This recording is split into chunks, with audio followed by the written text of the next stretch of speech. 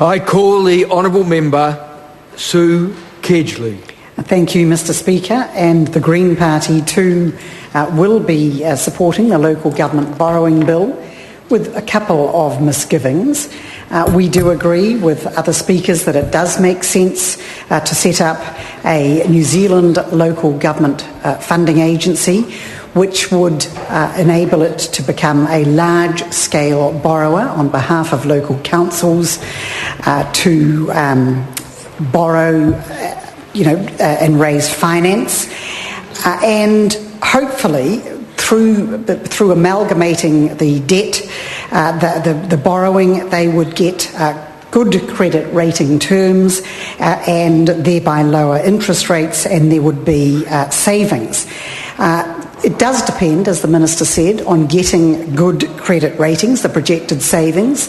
The projected savings actually just are from a Treasury regulatory impact statement, but they are just that. They're just projected in terms of reduced costs of capital. Wondering if the Minister of Local Government could possibly just stop speaking right here. It's a little bit distracting. No, we haven't got much to say. Thanks so much, Toe. That's, Order. Typical. Order. Nice. I'm on my feet. Member Speaker. Can I just advise members to the right of the Speaker that it's convention in this House that when you're sitting in the cross benches, you don't interrupt because of the effect it has on the microphones. It's courtesy to another member. I call the honourable member Sue Kedgley. So, as I was saying, we do support the idea of having this local government funding agency to borrow on behalf of councils.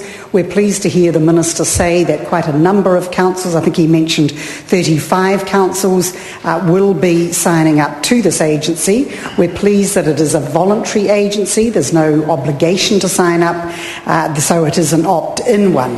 As previous speakers have said, from our point of view, we would far rather that governments funded, so that councils funded infrastructure through borrowing, through long-term intergenerational borrowing, rather than through privatising assets, selling them off, private-public partnerships, as this government has supported over many years. And of course we know that we've already been told that more and more councils are borrowing, and particularly for large-scale infrastructure projects. And it's unfortunate that councils are forced to fund public transport infrastructure projects by 50%. They have to contribute to funding of public transport infrastructure projects, whereas state roads and highways and motorways are fully funded by the government. So if we are to see a substantial investment in public transport in New Zealand, which we strongly support, then councils are going to have to raise funds, and one of the ways of doing so is through this local government funding agency, and it will enable them to spread the intergenerational burden of funding those assets, such as public transport. I think others have not yet mentioned, but there are some risks involved in this venture. The participating authorities will be required to guarantee each other's debts. So they will be jointly liable for debt. So if one of the councils were to default, all would have to pay. And you could say, well, it's pretty unlikely that a local council would default because it can always require ratepayers to fund their budget. However, there are, in the event of things like calamities such as earthquakes, this does become a realistic possibility, especially when the government, unfortunately this government, won't agree to a Christchurch levy, for example, to contribute to the rebuilding of Christchurch, and thereby much of a considerable amount of the burden of rebuilding Christchurch is going to fall on Christchurch ratepayers. And so we can imagine, that in such a scenario, if it, God forbid, were ever to happen in the future, there could be the prospect of a council defaulting, and that would mean that all other participating authorities would be required to guarantee each other's debts. And I guess that they go into this with their eyes open. All councils are supposed to fully consult with their councils when they enter, if they join up to the local government funding agency through their financial statements. They're supposed to make it absolutely clear the liabilities that they will incur in so doing.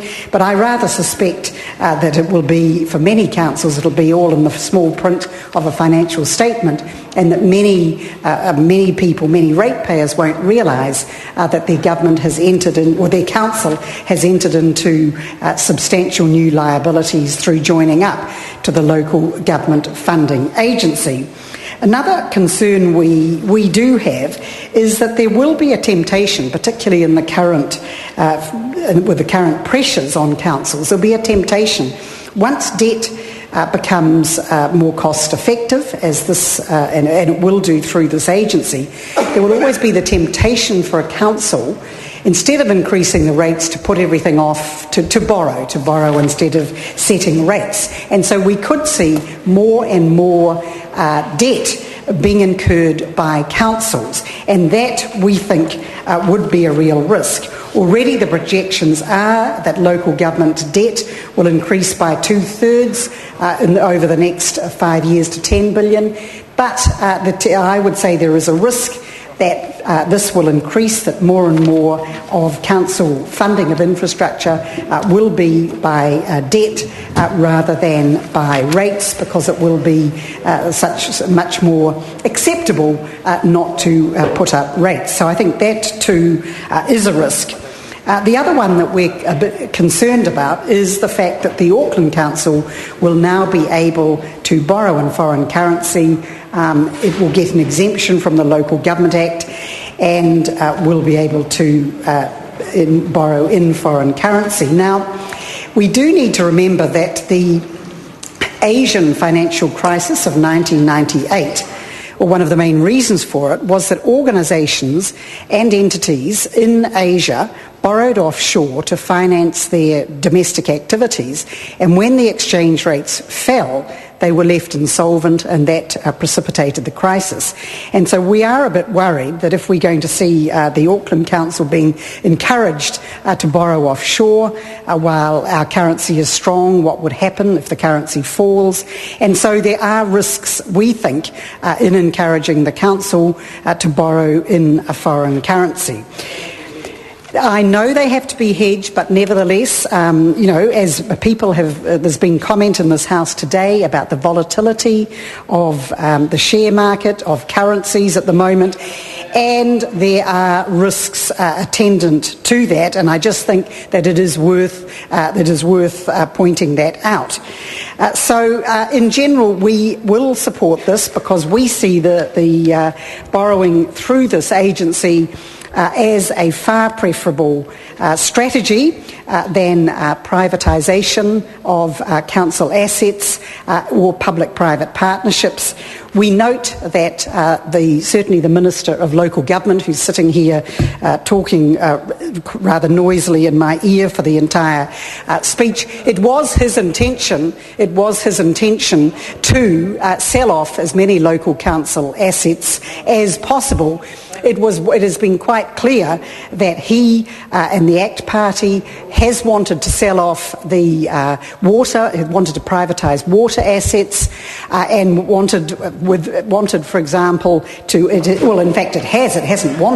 has put the $28 billion of assets of the Auckland Council, most of it into a council-owned company, and obviously their intention is to try to get as much of that into private hands as possible.